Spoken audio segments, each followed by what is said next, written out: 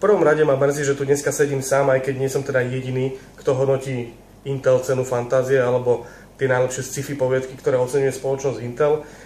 Chýba tu totiž ešte môj kolega a dokonca ešte jeden tretí človek, ktorý je veľmi kľúčový pri výbere týchto poviedok. Je to chalanisko, ktorý sa zaoberá či už prekladom literatúry, ale hlavne dosť aj recenzuje, je to taký náš tajný žolík, ktorý nám dosť veľmi pomáha. Som veľmi rád, že tento ročník sme sa v celku zhodli. Myslím, že tú našu peticu finalistov sme zostavili pomerne rýchlo, aj keď si myslím, že to čítanie opäť nebolo také rýchle, ako som predpokladal, pretože moja prvá kritika zase smeruje tam, že niektorí ako keby dostali dobrú myšlienku a snažia sa ju rozpracovať. Potom zistia, že sú na 22. strane a zrazu potrebujem to veľmi rýchlo ukončiť. Tak to seknú alebo naopak ešte to trošku porozťahujú a vtedy už neviem, či to mala byť poviedka, alebo jednoducho tie ukončenia, mám pocit, že to je dosť veľký problém pre veľa autorov. Aj keď to mám porovnať s minulosťou, napríklad s minulými rokmi, nie je to niečo, v čom by sa nejako výraznejšie zlepšovali alebo zhoršovali. Myslím, že to tak stále osciluje. Ďalšiu vec, ktorú som si všimol tento rok, myslím, že tak výraznejšie je to, že čoraz viac autorov začína tie svoje texty tak lokalizovať. Dejú sa na Slovensku, prípadne sú tam slovenské mená, často sa hovorí o slovanských národoch a tak ďalej, čo je podľa mňa celku pozitívne, pretože sme predsa len na Slovensku a je to určite lepšie, ako keď zase niektorí autori sa veľmi snažia použiť vymyslené názvy alebo niektoré také slova, aby nám bolo jasné, že toto bude sci-fi alebo toto bude strašne vesmírne. Myslím, že takým ideálnym príkladom by bola aj poviedka Jožo Fero a záhada družstevného sadu, ktorá sa mi osobne veľmi páčila, aj keď zase mala 22 strán.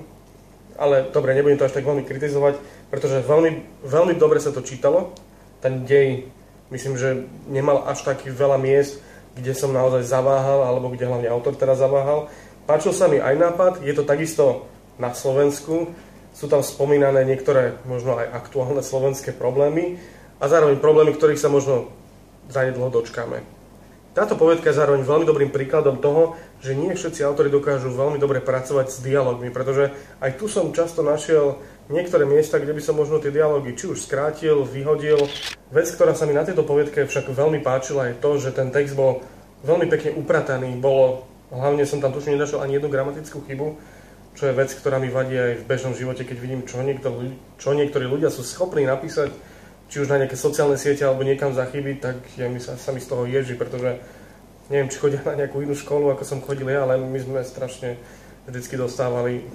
aby sme sa vyjadrovali správne a hlavne v tej písomnej forme. Však, lebo to slovo hovorené už viac spustí. Vážení, prosím vás, dávajte si naozaj pozor na tú gramatiku, pretože možno aj keď máte dobrý príbeh, zaujímavý, ale toto je vec, ktorá mňa dokáže vyslovene znechutiť a číta to človek hneď s takým odstupom trochu a pokiaľ máte sami problém s tou gramatikou, ja by som možno odporúčal trošku dať to prečítať niekomu predtým, ako to pošlete, alebo jednoducho použiť na to nejaký obyčajný program, ktorý vám aspoň tie zásadné gramatické chyby dokáže opraviť alebo vás na ne upozorniť. Dávajte si však pozor na to, aby sa vám nestalo to, čo som mal pocit, myslím, že pri jednom alebo dvoch textoch, že ako keby to niekto čítal po autorovi a snažil sa mu trošku skorigovať, že tu uber, tu pridaj, alebo jednoducho mal som pocit, že boli citeľne nejaké zásahy, takže na toto si zase dávajte pozor, je to váš text, ktorý je asi vašim nápadom vo väčšine prípadov, aj keď občas sa človeku stane, že toto som už niekde čítal, ale jasné, vymýšľať stále niečo nové, predsa nie je to úplne jednoduché, takže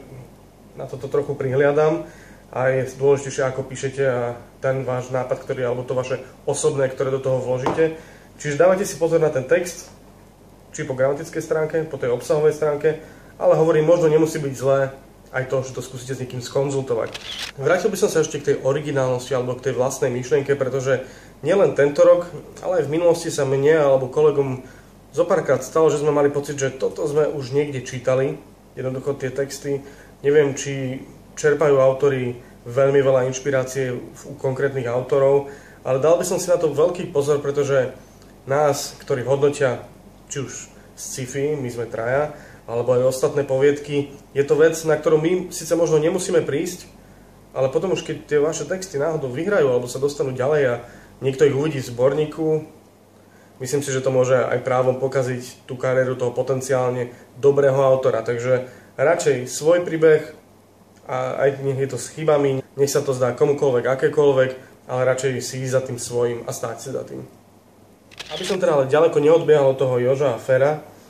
páči sa mi to, že autor tu pracuje aj s minulosťou, čo by mohlo potenciálne osloviť teda aj tých starších čitateľov. Avšak,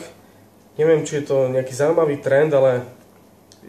podľa mňa ide o sci-fi a veľmi často sa stretávam so súdruhmi a jednoducho takýmito odkazmi alebo podobnými odkazmi na komunistickú minulosť, čo mne osobne,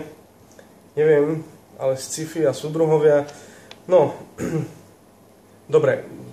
raz za čas nevadí, ale mám pocit, že veľa autorov si bere túto tematiku, aj keď zase druhá vec je tá, že u nás sa stretáva toľko desiatok poviedok od toľkých rôznych autorov, že možno to ani vyčítať nikomu nemôžem, lebo keby som si tú knižku alebo tú jednu poviedku prečítal iba jednu v ten rok, tak by som na to ani neprišiel.